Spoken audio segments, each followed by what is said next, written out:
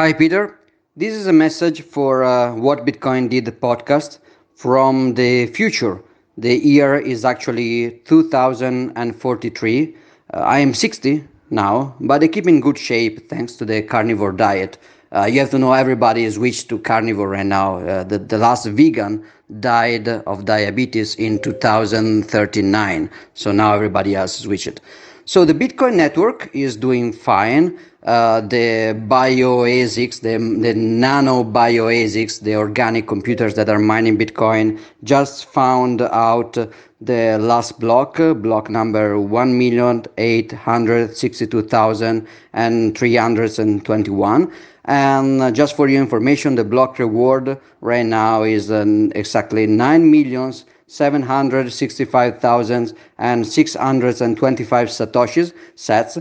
Well, sats is the unit of account for everything here in the Citadel, or another Citadel for that matter. We use the symbol to indicate sats, which is the S with the stroke. I think it was used back then for the pesos, or for some other fiat currency. I don't remember. Maybe that one in America, like the U.S. dinar, something like that. But I don't remember. So everything is fine here. There is no modern art anywhere anymore. So that's solved. That's fixed. Bitcoin fixed that for good. Not everything is perfect though. Running a full validating Bitcoin node is still difficult to this day. Thanks to the new neural computer interface that scientists developed in the Citadel, it's easy because you just have to think about running a Bitcoin node, but you have to think about it very, very intensely, which can be a barrier to adoption for noobs. So I'm a little bit worried, but it's fine. Hello there, and welcome to a special episode of the What Bitcoin Did podcast, because today is a massive milestone. Yes, very, very cool. I've reached episode 250 of the show, which is really, really amazing. And so much has happened in the nearly 3 years since I launched the first episode when I was sat in LA. I was with my buddy Justin. I was like, you know what? I think I'm going to make a podcast. So I reached out to my friend Rich Roll, who has a podcast. He lives out in LA, and he was like, Pete, here's all the gear you need, and here's how you do it. So I went on Amazon. I bought all the gear, and then I reached out to Luke Martin, who was out in LA at the time. I said, come on, Luke, I'm going to launch a podcast. Will you come on it? And he said yes. So I jumped in an Uber up to his place, and we recorded that first show, and here we are nearly 3 years later and 250 shows. It's been insane. It's been unbelievable. I feel so blessed. The podcast came at a time in my life when I really needed something. Like, everything was a fucking disaster. Everything had collapsed around me. And it just gave me something to focus on. And I feel so lucky. I've managed to travel the world with it, from the USA multiple times to Chile. I've been to Venezuela. I've been to Taiwan, Hong Kong, so many countries. It's something like 25 countries, I think, that I've done. I've also been fortunate to interview pretty much everyone in Bitcoin. And I've also been able to launch a second podcast covering other topics called Defiance, and also started making my first documentaries. And then I've got some other stuff that I'm working on, which I can't wait to tell you about. Honestly, I feel so blessed. And also, thank you, by the way, because when I have been traveling, it doesn't matter what city I go to, people are so hospitable, always looking after me. Specifically, I'm going to call somebody out here. Bitcoin Mum, Cookie, Brooke Mallers, thank you. Every time I'm in Colorado, she looks after me. She makes me a steak. She gets my bed set up. Thank you, Brooke. But thank you to everyone.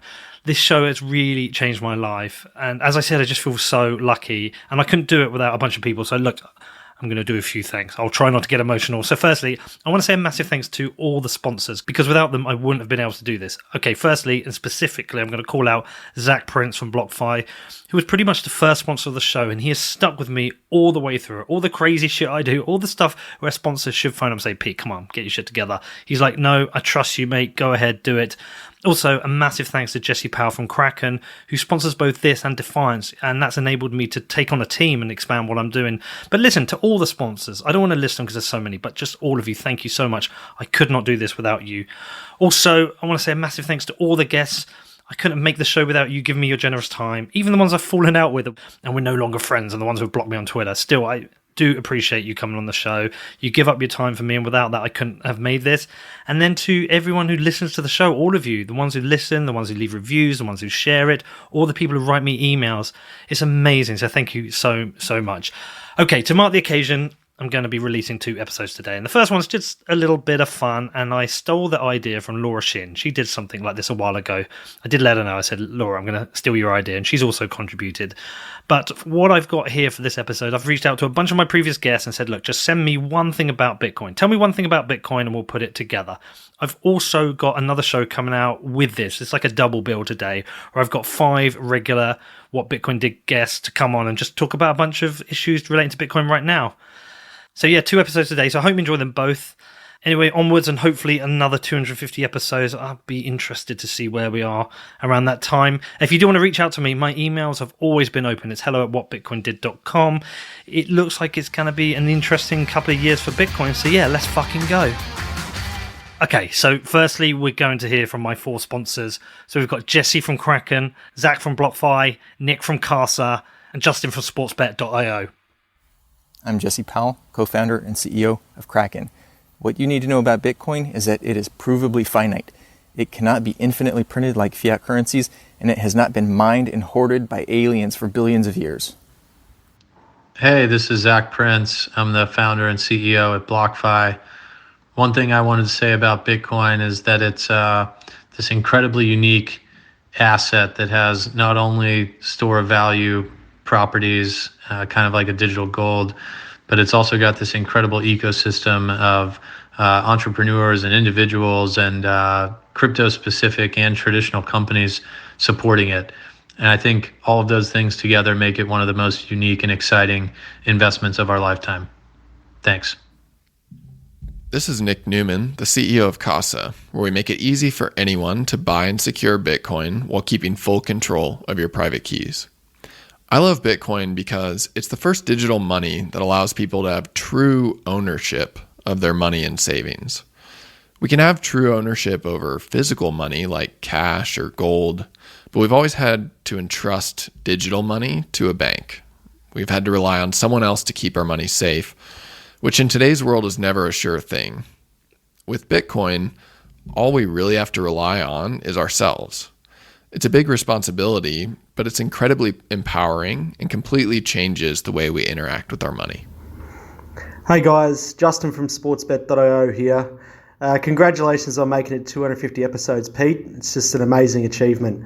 One thing about Bitcoin, it's only as strong as those who support it, and the road to mass adoption starts for you guys, the listeners. So let's get out there and shout about it to anyone who will listen. And let's get Bitcoin to the moon. Howdy, folks. Caitlin Long here from the cowboy state of Wyoming, where your host, Peter McCormick, and I have put down a few beers together while he was here at Wyo Hackathon. He asked me to comment about what Bitcoin is to me, and simply put, Bitcoin is an honest ledger. We all want the fruits of our labor to be accounted for on an honest ledger, not one where value is being skimmed off from us in ways that are difficult to detect. It's all about simple fairness, and that is the guiding principle for societies. And if we don't have an honest ledger, what we have is a breakdown in the social fabric. And Bitcoin, to me, is the most honest of honest ledgers because it has a very strict emission schedule that is known and predictable and cannot be changed. And very soon, within the next 4 years, at the next halvening, Bitcoin will be history's hardest money. Hello, my name is Nick Carter, and I am a partner at Castle Island Ventures, which is a Bitcoin and public blockchain-focused venture firm, and one of the co-founders of Coinmetrics, a blockchain analytics startup. One thing I think about in the context of Bitcoin is that it is a neutral monetary technology, which means that nobody really has privileged access to the issuance of money. Now, this contrasts with the way that central banks work, where there is a privileged class of individuals that have access to the money spigot. But even though Bitcoin is neutral, its imposition on the world is profoundly non-neutral because it's upsetting the existing order. So when you have a new monetary technology, it does disempower the people that benefited from the old order. So we have something that is politically neutral in theory, but when it collides with the real world, it's incredibly messy and chaotic. And I think we're going to see a lot of that in the coming years. Hey, Peter, Preston Pish here. Super pumped for you. 250 episodes is a major achievement and just a ton of work. For people that aren't in the space, it's a ton of work. The one thing I wanted to say about Bitcoin was just, this is an exciting time because, I mean, we have never been in a situation on a global scale where money could be completely decentralized. And that's what, you know, when I'm looking at this entire space, this entire movement, that's what it really comes down to, is taking money, decentralizing it, pegging it, and it really kind of being for everybody and not just the select few that are able to control of what we've seen historically being able to control that. So I think moving forward in the coming years, as things continue to progress, one of the most important things that I think people need to think about when they think about where they want to store their value, they need to think about which protocol gives me the voting rights or provides the voting rights to the largest number of people to protect that decentralization. And for me personally, that comes with the Bitcoin protocol, because you have all these full nodes that are running. You got it pegged at 21 million. It's easy to determine what that number is at any point in time or any block. And it seems to have a ton of momentum moving forward. And when you think about that in the backdrop of everything else that's happening in the global economy from a central banking standpoint and the amount of printing that's taking place, you couldn't find a more exciting space to be in right now. And so I'm very, very excited to be a member of this community and afforded this opportunity to say a short bit about my thoughts on Bitcoin. So again, Peter, congrats on the 250 episodes, and thank you for your amazing contributions to this space. Hey, it's American Hodl. If I had to say one thing about Bitcoin, I would say that in a world built on lies, deceptions, half-truths, and narratives, I don't see anything more profound or impactful to do with my life than protecting the fucking truth machine. Let's go. Also, Trump 2020, bitch. Peter, your half of Bitcoin's as good as mine, bro. Hey, it's Shinobi, and I am the co-host of a small Bitcoin podcast called Block Digest. But my little snippet for Peter's 250th episode is just purity tests over what is or isn't Bitcoin are a gigantic waste of time. You have the Lightning Network, you have Liquid, you have exchange databases, you have custodians that will mint Bitcoin-backed tokens on Ethereum. And all of these things are Bitcoin. They just have radically different security models. And really, at the end of the day, nothing is going to pass a purity test on that degree except main chain Bitcoin, which is never going to scale or be accessible enough. So, stop having the purity battle. Pick the security models you're comfortable with and use them. It's all Bitcoin. Hi, this is Jameson Lopp, co-founder and CTO of Casa. The Bitcoin ecosystem has come a long way in the nearly 3 years since Peter McCormick first visited me to record one of his early episodes of What Bitcoin Did. After weathering yet another multi-year bear market where many people lost faith, but the builders continued to build, we are once again seeing an emergence of Bitcoin into mainstream consciousness. The world is beginning to understand that the financial ecosystem may not be as robust and reliable as they thought. So where will we go from here? We'll continue to build an alternative, and as people realize that an alternative is desperately needed, we'll see Bitcoin continue to rise. Stay with me for the journey, because it's going to be a wild ride. Hey Peter, this is Max from Hodl. So what is Bitcoin for me? It's actually, there could be tons of answers to that question.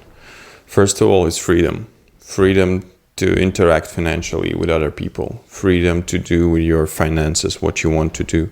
Freedom of not being dependent on any government-issued money or money printing or something else. It's also a tool very unique and a great tool to build financial solutions that are free from borders, free from any middleman, and that allow people to become actually more free. And finally, I think for me, Bitcoin is also an essence of decentralized finance and an essence of fintech. It's a jewel of fintech that basically allows you to do whatever you want, and it gives you a freedom of expression in building things and doing whatever you want. So yeah, in the end, it's freedom. Hi, it's Neil Woodfine here from Blockstream. So one thing I wanted to get off my chest relating to Bitcoin is that I'm bored of all the mudslinging on price predictions and claims about Bitcoin's effects on society. So yeah, okay, Bitcoin might break at some point in the future. We probably all need to be a bit more realistic about that. There are bugs and attack vectors that we haven't discovered yet. But the point is, what happens if Bitcoin doesn't break? Fiat currencies all around the world are slowly self-imploding. Bitcoin is more attractive in general in the first place. There are things that logically follow from that, like adoption. And adoption leads to two things. One, the price goes up, and two, fiat currencies fail. It's a zero-sum game between the two. And so if Bitcoin, which is inflation resistant, replaces fiat currencies, what happens then? Sure, we can't know for certain how the future will pan out, but there are some things, really basic things that we can logically predict. For example, if the value of money is increasing with the economy, people are going to be more inclined to save, and governments will find it harder to finance themselves if money is more expensive. So like these price predictions and social predictions, they're not in conflict with the tech.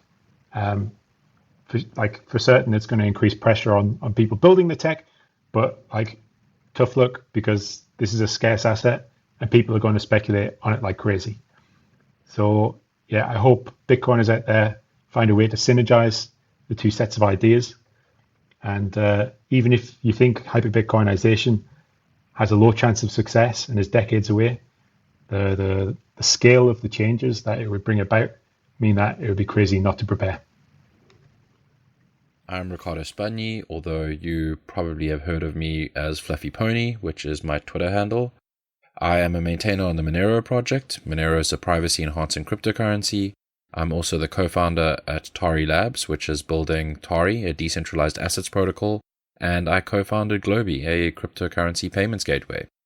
I've been involved with Bitcoin for over 9 years, and Bitcoin itself has been around for nearly 12 years, so I've been along for the bulk of that journey.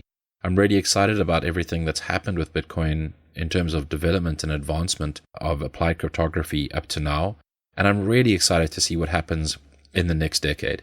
I think that Bitcoin's growth and improvement, whilst it may seem conservative to some, reflects a core set of values that really highlights self-sovereignty and safety above all.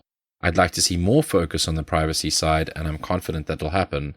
So yes to the next 10 years of Bitcoin development. Hey, my name is Robert Breedlove. I am the founder, chief executive officer, and chief investment officer for Parallax Digital. We are a global multi-strategy crypto asset hedge fund. And I'm here today to talk about Bitcoin a little bit. So in the grandest sense, Bitcoin is the truth. It's a source of indisputable facts generated in blocks of transactions once every 10 minutes. The rules governing Bitcoin are optimized for its users and are 100% transparent for all to see and agree upon. And this stands in contradistinction to central banking, where the rules are optimized for the governors of the system at the expense of users, of course, and are 100% opaque. So, for instance, with dollars here in the US, no one knows how many are in existence. No one knows how many will be produced, or no one even knows what the criteria are for deciding how many to produce or when to produce them. We, in fact, don't even know who profits from dollar creation The Fed is owned by a set of undisclosed shareholders who are paid a 6% annual dividend, by the way, just for printing money that we use. So it's really important to understand, central banking, it's not a free market phenomenon like all other industries in the world. It is a legal monopoly, and legal monopolies are economic tyrannies. If the rules are not freely determined for a given institution by consenting market participants, then coercion and violence become a necessary factor to impose compliance with rules, because people don't want to follow rules that they didn't agree to. So this Soviet-style economic model was proven to be untenable over the long run repeatedly in the 20th century. We saw the collapse of Soviet Russia, and we've seen kind of the resurgence of democracy in other areas of the world. And really importantly, in a moral sense, legal monopolies, like central banking, they're just pathological hierarchies designed to control people. That's all they really are. And with Bitcoin as a purely free market capitalist money, we find a humanitarian movement that is heretical to the dominion of central banking. Since Bitcoin cannot be confiscated, it cannot be inflated, and it can't even be stopped, it is disruptive to the central banking business model, which is premised on perpetual confiscation via inflation. And one of my favorite authors, Jordan Peterson, framed this up really nicely when he said, God is expressed in the truthful speech that rectifies pathological hierarchies. And Bitcoin being the truth, it is rectifying the pathological and sinful hierarchy that central banking represents. Put another way, as Benjamin Franklin said, that rebellion to tyrants is obedience to God. So I think in this sense, I really believe Bitcoin is God's money. It is the antidote to central bank corruption and a force emancipating the world from state tyranny.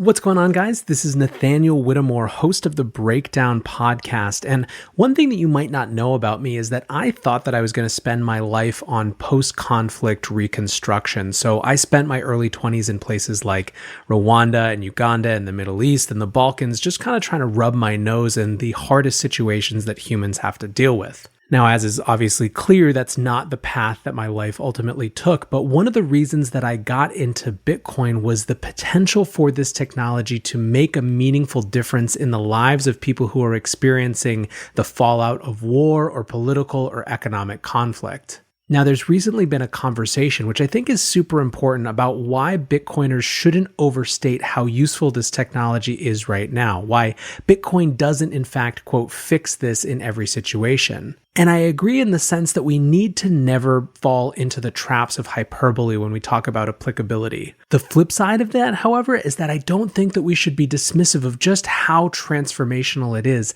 that for the technologically enfranchised, this alternative to state money exists. For some number of people, they will be able to move their resources, their wealth, their assets, whatever they've been able to save, out of a compromised regime and into something that is so much harder to confiscate, to steal, and otherwise disrupt. That's something that wasn't possible a decade ago and now is, and every year we're going to make more progress on how people in every part of the world, in every context in the world, can use this technology to assert more autonomy and economic control over their lives, even when facing horrible circumstances. So yes, we should be careful not to prematurely lionize a technology which still has a long way to go to reach its potential, but man, we also shouldn't be dismissive of that potential and just how meaningful it is when you've spent time with these families who have been totally disrupted by having to leave behind everything they have to escape some regime or another.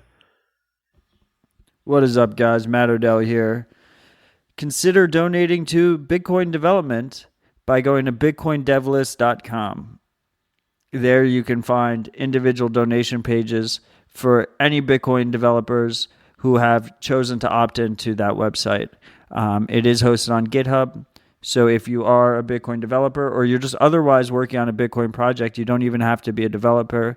Go to the GitHub page and submit a PR, and we'll get you added right up there. And if you're not working on a Bitcoin project, but you're just a humble Bitcoiner, consider helping to fund them, because that keeps them independent, and that way they can focus on building. rather than all the other distractions that life throws their way. Cheers. My name is Javier Bastardo. I'm from Venezuela. I work as a freelancer writer at Cointelegraph en Español. I'm also the organizer of Satoshi in Venezuela. That is an educational project focused on Bitcoin only here in Venezuela. And I really like to say about Bitcoin that it could help the individuals. I think that people that said that it will save Venezuela, Argentina, Ethiopia, it will change all the world around, are a kind of delusional, because it's still being a tool, and we need the people, we need the individuals to take actions with that tool. So liberate yourself and save you with Bitcoin, and then you can save other people. Hey, Peter, it's Laura Shin of the Unchained podcast. Congrats on reaching your 250th episode. That's quite the achievement. I'm very proud of you.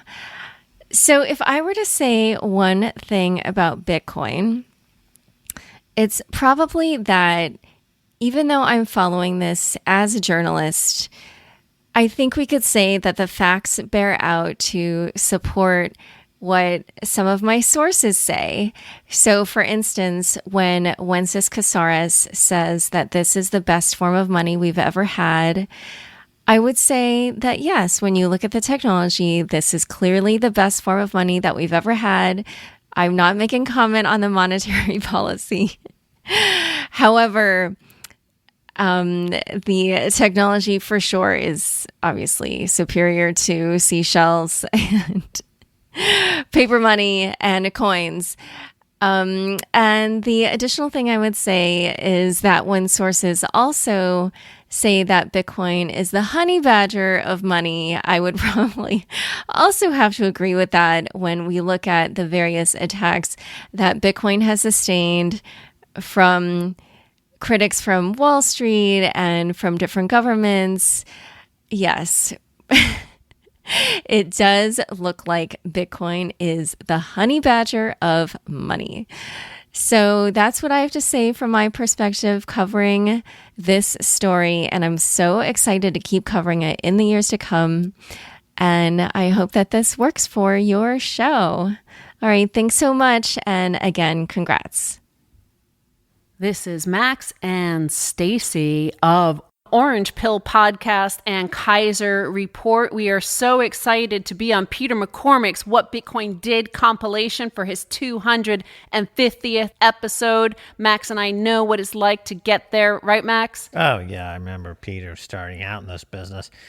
He was originally, I think, an oil rigger up in Alaska, or a fisherman up there, a crab fisherman. And he found Bitcoin and decided to start a podcast, and the rest is history.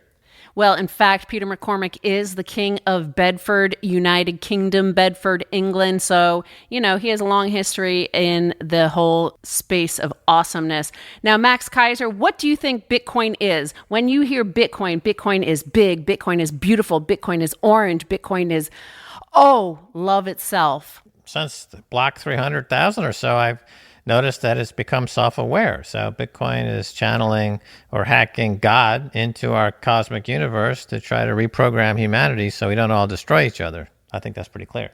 Bitcoin is sexy AF. It is so sexy, I like to stick it right into Max's brain.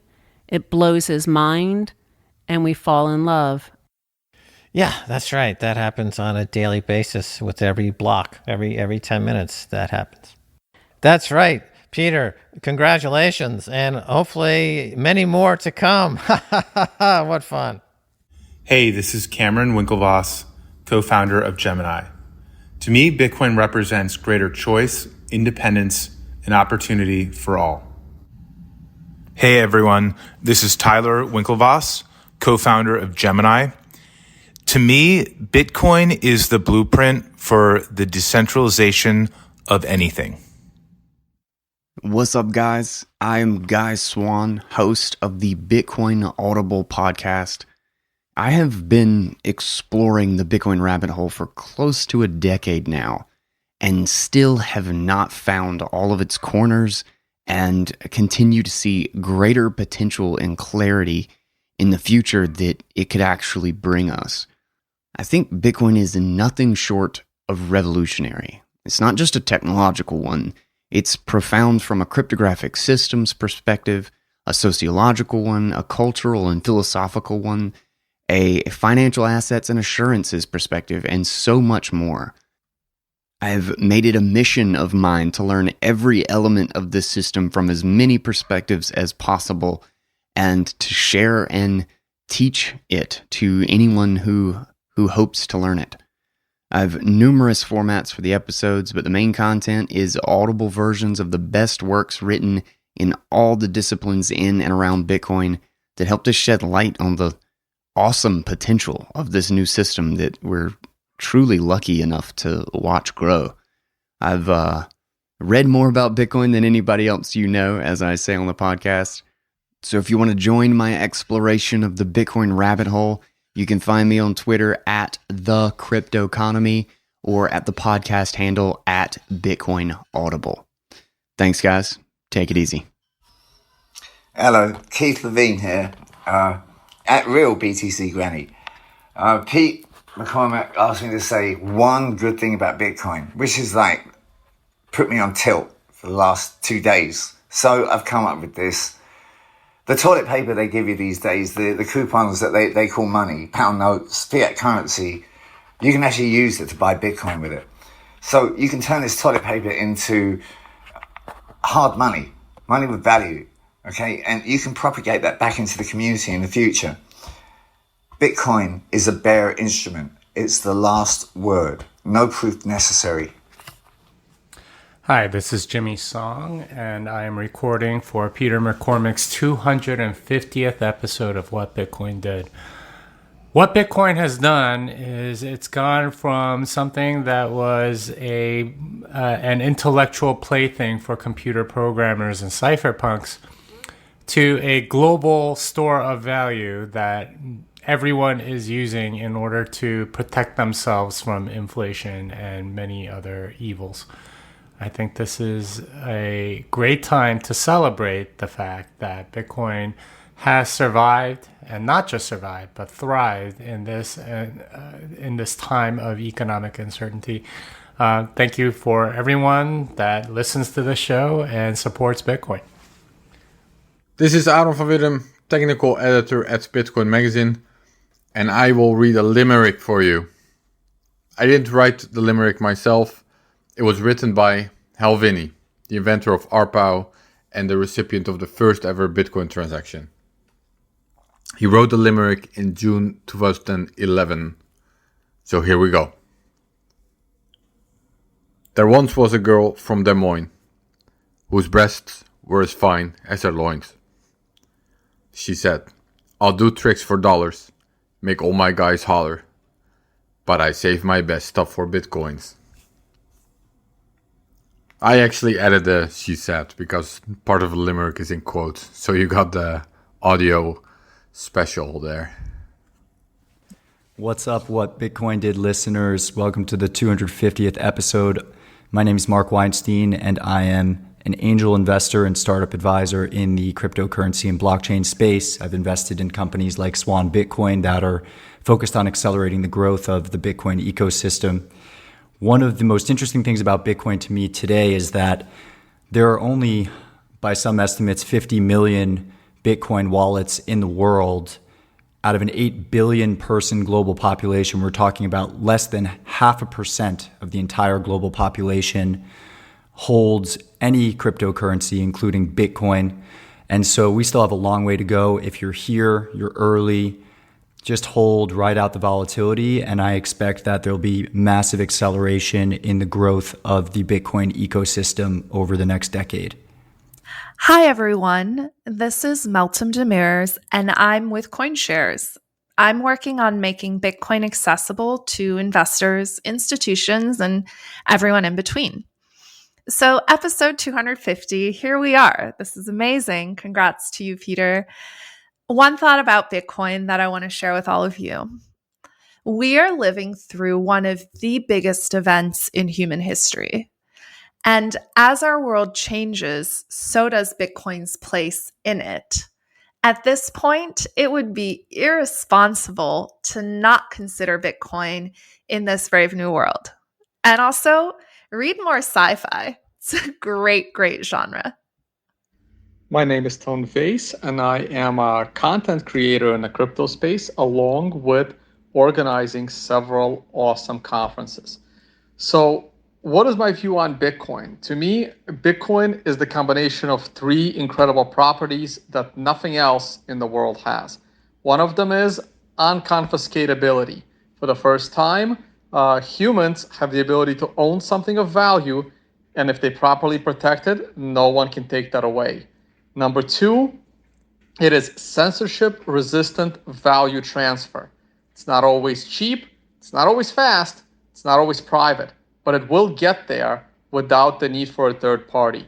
And finally, Bitcoin has harder properties than gold. It is a true solution to politically neutral money where you know the inflation rate. Hope you guys enjoy Bitcoin as much as I do. This is Hotep Jesus, a.k.a. Brian Sharp. Representing CoinBitTap.com. Bro, who's ever not in Bitcoin, crypto by now, it's going to be in a rude awakening. They're going to be in for a rude awakening. The world is going digital. The money's going digital. And they're going to have a tough time adjusting when it's too late. And when the whole world goes to digital currency, Bitcoin's going to go to the moon. People are going to wish. They're going to wish they were in. My name is Balaji Srinivasan. I'm at balajies.com. Bitcoin at 100 billion is an industry. Bitcoin at 1 trillion is a government. And Bitcoin at 10 trillion is a world government and the leader of the free world.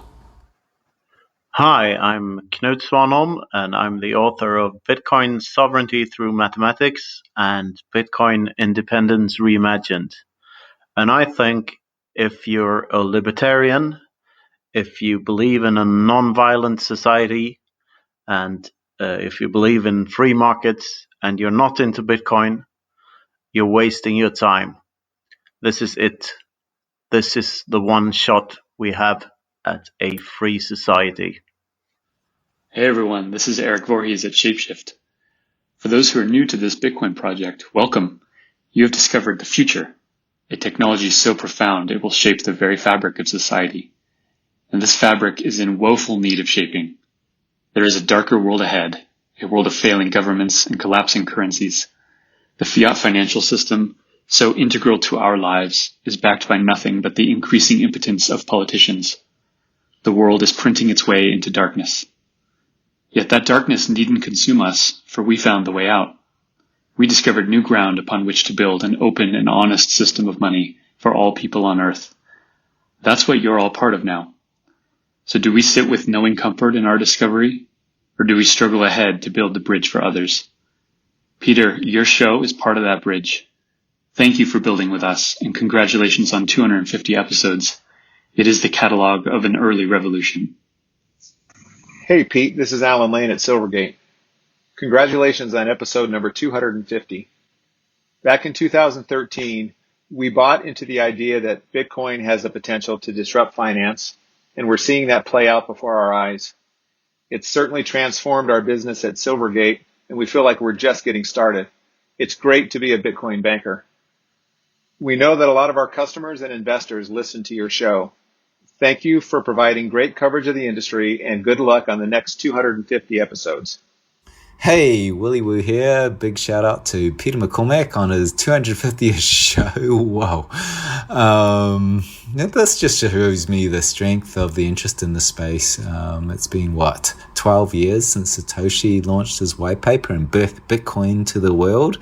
From its cypherpunk roots to Silk Road to the investors now that are understanding exactly what Bitcoin is, which is the internet money for the digital age we will live in. So, I look outside now and we're on the precipice of money printers going on brr and gold mooning as if there's no confidence in the status quo. What I'm seeing right now is Bitcoin is on its next bull run. And of course, with each cycle, there's different themes. And I believe this is the cycle where we look back and Bitcoin shook off the idea that it's risky new tech, and it proved itself as a new trusted asset class that we can store money in. I'm pretty sure we'll achieve this, and everyone listening on this show, you're early on the curve, and that's something to be proud of. This is Parker Lewis from Unchained Capital. I'm a Bitcoiner, a Texan, and a wannabe writer. I've become friends with Peter over the past few years. I've been a guest on the show, and I just wanted to quickly share my thoughts on Bitcoin for the What Bitcoin Did audience. In my opinion, Bitcoin is not just a hedge. It's much more than that. It is the solution to the world's greatest problem, and that is a problem with our money. It's a problem that everyone practically experiences, but that few recognize or understand. And Bitcoin is the path to opt out of economic instability and into a structurally more sound monetary system. In that regard, Bitcoin is a necessity, and in my view, it is inevitable. Lastly, Peter, thanks for all that you do. Peace out until we meet again. Hello, everyone who listens to What Bitcoin Did. This is Pete Rizzo. I was editor for CoinDesk, now at Kraken. Longtime Bitcoin journalist. Something about Bitcoin. I think the thing that I am increasingly thinking about is that, we've been humbled a lot by defeats over the years in Bitcoin, but perhaps never humbled by success. And I think the more that I think about it, I think the next bull run probably will be a really weird experience for us. I think we need to start kind of reckoning with the idea that, if traditional economies really collapse, financial services collapse, we're going to have to step into that position, right? So I don't know. I just increasingly kind of think it'll be a humbling experience. I think, I'm not sure it's going to be as much fun as the last one, and maybe that's a good thing. So, sobering thoughts I leave you with. Hi, I'm Stefan Livera, host of Stefan Livera Podcast, a show about Bitcoin and Austrian economics. I'm also co-founder of ministryofnodes.com.au, a Bitcoin educational project. Bitcoin is digital hard money, defensive technology that gives more power to individuals, families, and communities, and it takes power away from politicians and bureaucrats. So who knows where all this is going, but my view is over time we will see more and more people come to Bitcoin, whether they conceptually understand the problems of fiat money or not. And Bitcoin will drive shifts in society's culture, the way we live and work, and it'll spur the creation and use of other defensive technologies. Bitcoin is about learning to become financially sovereign as we move into an era of sovereign individuals who are less beholden to corrupt and oppressive governments. We'll have our own places called Bitcoin citadels. I'll see you in the citadels. Hello, Peter. Hello, Peter. How are you, bruv? What's going on, bro? I'm already, of course, as you can see, recording stuff for my YouTube channel, so thought I'd just throw this in here after I'm done recording my regular stuff, record something here. So I hope you've been well, man. Hope everything's going good. You're still pretty freaking huge in the community, so I'm pretty sure everything's going good. All right, so let's just do this quick thing here. Hello, my name is Vortex, and I had a podcast from 2015 to 2019 called the Bitcoin News Show. And I've been commenting on Bitcoin now for about 7 years. And the one thing I really want to say about Bitcoin is that Bitcoin is, and that is enough. Now, of course, that's put pretty simply, but what I mean by that is that Bitcoin is an idea whose time has come. This is something the world very, very badly needs. And so it's been an absolute fantastic experience to watch it grow and develop, and to play, hopefully, a small part in its success. There's been a lot of ups and there's been a lot of downs in the Bitcoin community and the Bitcoin ecosystem, but yet still it continues to grow. And that core motto and core strength of separation of money and state still flows through the veins of every Bitcoiner. And as we round $1, $10, $100, $1,000, $10,000, and eventually $100,000 and beyond, the one takeaway we have to remember is that Bitcoin is the people's money. This is a decentralized project available to every single person on the planet with an internet connection. So thank you, Peter, so much for this opportunity. Your podcasts and your voice in the space has been invaluable to so many Bitcoiners out there. And we'll see all you guys at the next halving. Hello, Peter. Hello, What Bitcoin Did fans. My name is Anita Posch, and I'm a Bitcoin educator and podcaster too. I have been to Zimbabwe earlier this year to find out if Bitcoin has the utility that I'm seeking for, which is to be a tool and money for the financial inclusion for billions of people around the world. Be it in Africa, South America, or the millions of underserved and excluded groups like Black and Hispanic people in the US, or women around the globe who have no access to financial services. Bitcoin is the democratization of money. Everybody has the same chance to be a part of it and use it as an uncensorable medium of exchange and store of value. At the same time, it is an exit out of the legacy system that is built on everlasting growth, constantly devalues currencies, and benefits holders of financial assets and the financial elites. Hello, Peter McCormick, Bill and Brooke Mallers calling. Congratulations on the landmark. On the 250th episode. And yes, if I get a minute to talk to your listeners, I will tell them that you are participating in really, I've been in the financial market since I got out of high school in 1977, and I have never seen a more powerful and transformative and just flat out fascinating financial instrument than Bitcoin.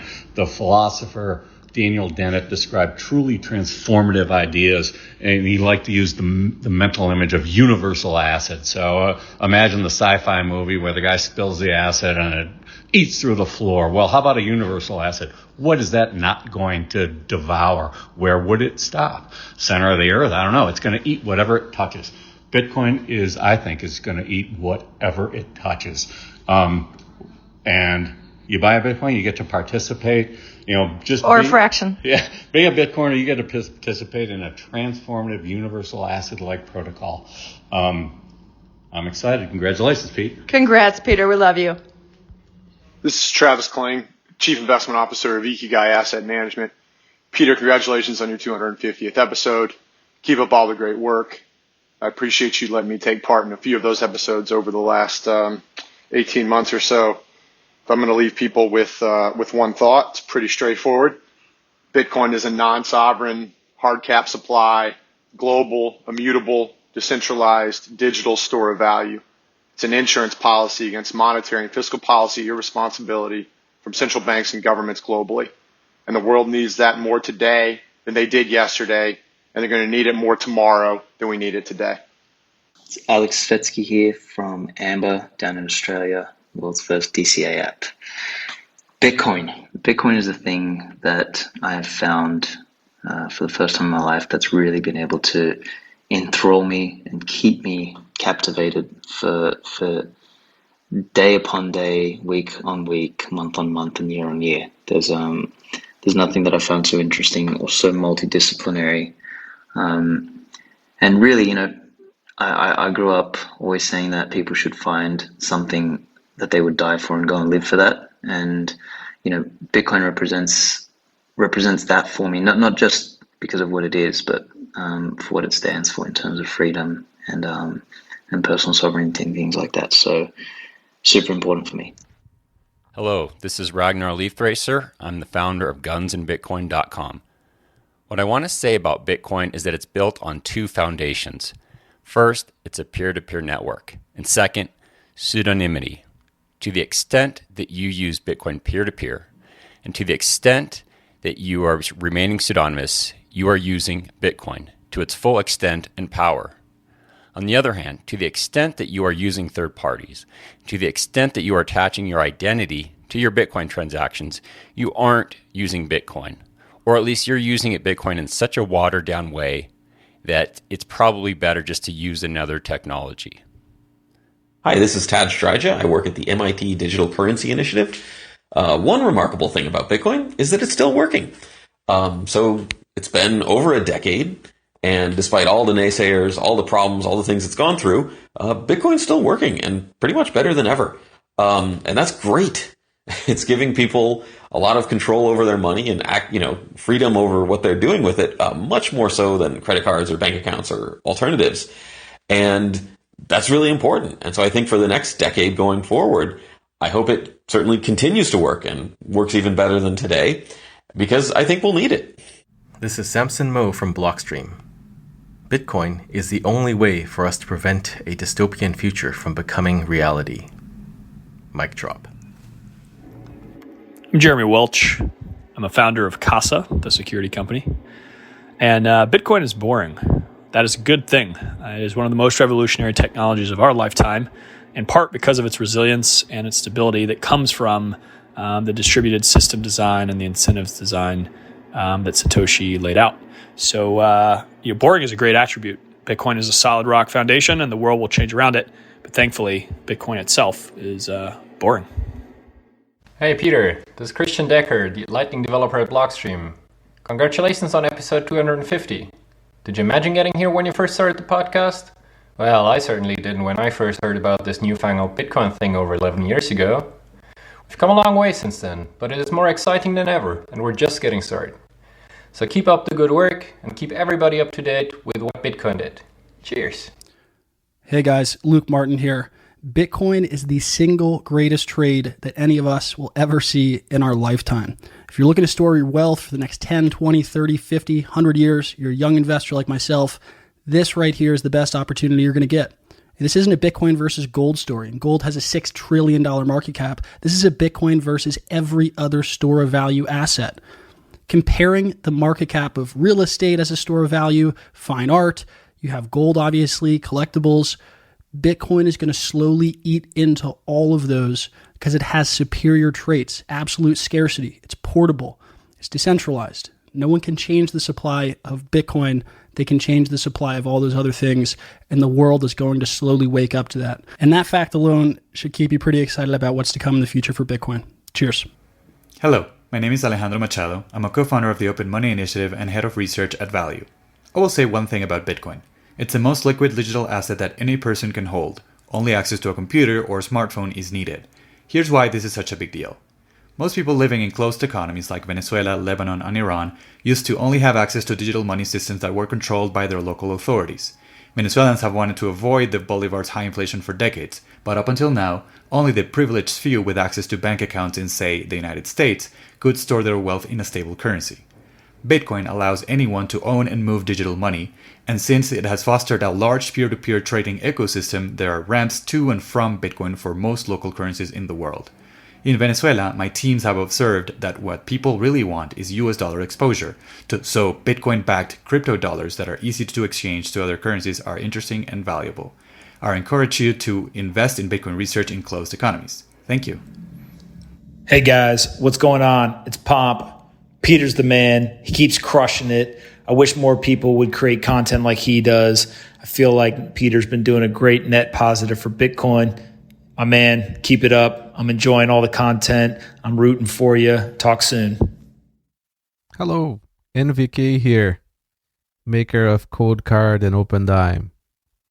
Just checking in to say that Bitcoin is the black hole that will just suck up all the world's finance. Hey, I'm Ben Prentice, co-creator of WTFHappenedIn1971.com.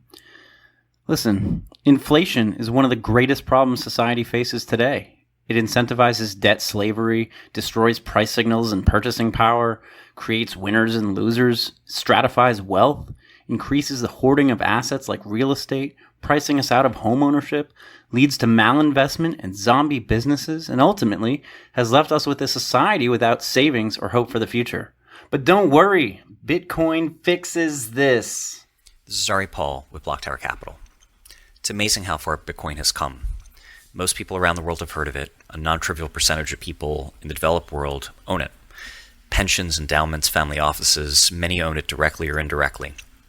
We have hash power that is secured by many billions of dollars of hardware. It's an incredible place to be, and yet we have so much further to go. Bitcoin today still falls very meaningfully short of Satoshi's vision of a truly censorship and seizure-resistant store value and payment rail. Bitcoin currently runs on what is basically centralized internet architecture. Even with coin mixing, it can be de-anonymized by governments who have access to ISP information. Routing around those ISPs is possible, but requires trusting other centralized entities. We need an entire decentralized infrastructure underlying Bitcoin for it to fulfill its vision. So far to go. Hey Peter, it's Desiree Dickerson. I am with Lightning Labs, and what I want to say about Bitcoin is Bitcoin doesn't fix everything. It doesn't fix a hangover. But I am looking forward to a future of ubiquitous Lightning payments. Hi, this is Sergey from Bitrefill. The most important thing about Bitcoin is that it's built for you to do whatever the hell you want with it. Both as money as tech, it's the closest thing that we have to financial freedom. Now, different people use it for different things, and so they value different of its properties.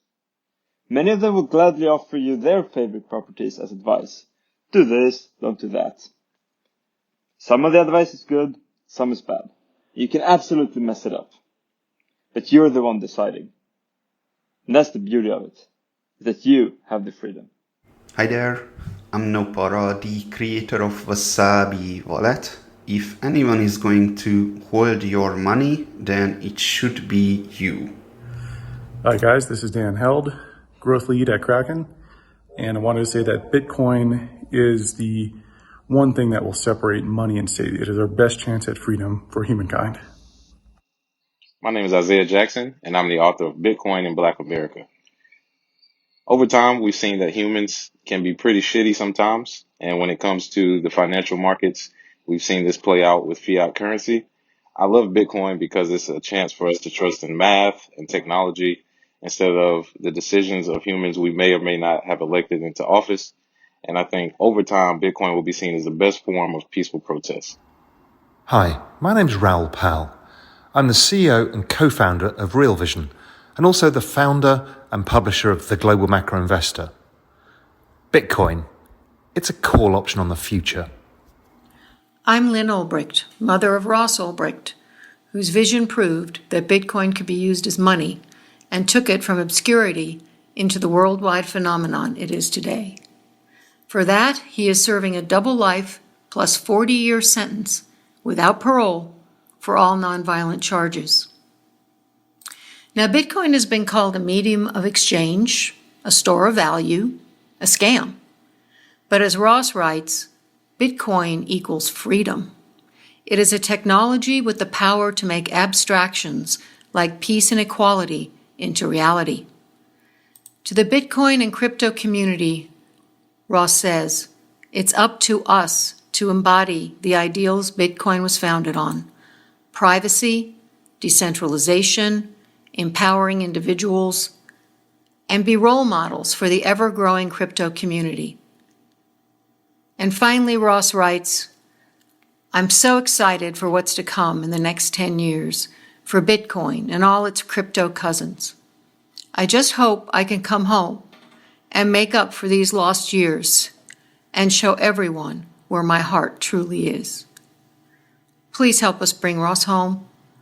Go to freeross.org, sign the petition, learn more, and help how you can. Thank you. This is Hester Peirce from the U.S. Securities and Exchange Commission. As always, my views represent only my own. At a time when so many people seem to be looking to government to solve all of their problems and answer all of their questions, it's really refreshing to see a community built on organic, voluntary coordination among individuals. I do hope that by the time the 500th show airs, the SEC will have put its ear to the ground, listened to those grassroots springing up, and provided the guidance that I and so many others have been calling for so that innovation in this space can continue to flourish. All right, I hope you enjoyed that. I know, look, it's a little bit self-indulgent, but I just thought it'd be a bit of fun. It'd be good to hear all these different opinions on Bitcoin, and it was quite interesting how broad and varied they were. As I said in the intro, look, I'm so grateful to everyone who's helped me make this show. The sponsors, the guests, the listeners. Honestly, I feel so lucky to have done this. The show came at a time in my life when I really needed something. And yeah, I've just had the most amazing last 3 years. I'm looking forward to making another 250 episodes. If you've got any questions, you can reach out to me. It's hello@whatbitcoindid.com. Take care, and I will see you soon.